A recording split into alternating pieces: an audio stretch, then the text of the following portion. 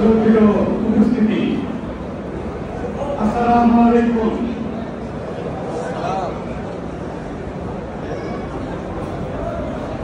প্রথমেই আমি আপনাদের কাছে ক্ষমা চাই,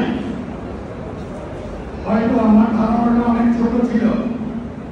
আমি 3 স্তরে মসজিদে কাজ করেছি।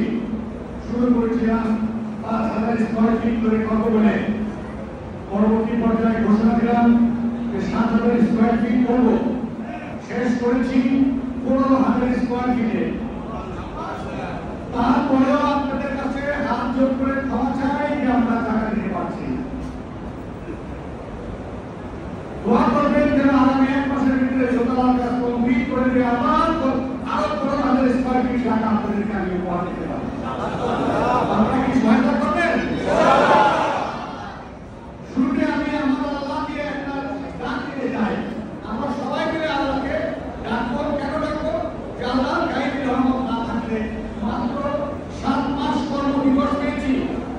7 মাস কর্মদিবসে আপনাদের এখানে আমরা ফিরে আসতে পেরেছি। আমি একটা স্লোগান দিব, তার উত্তর আপনারা দেবেন। আপনার উত্তর সবাই জানেন। নারায়ে তাকবীর,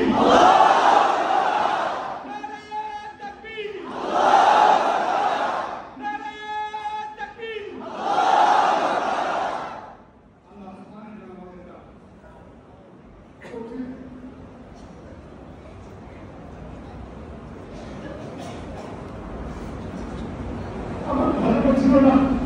আপনাকে দিয়ে যতটা দিয়ে মনে ছিল করতে পারবো, চেষ্টা করছি জীবনের সর্বোচ্চটা দেওয়ার জন্য। শুরুতে আমি তখন বাধা বিপত্তির সম্মুখীন হয়েছি। আমি এখন সভাপতি না, আমি কিন্তু গর্ব সভাপতি। শুরুতে আমি সভাপতি পদ হারিয়ে গেছি। কেন আমি মসজিদ করবো?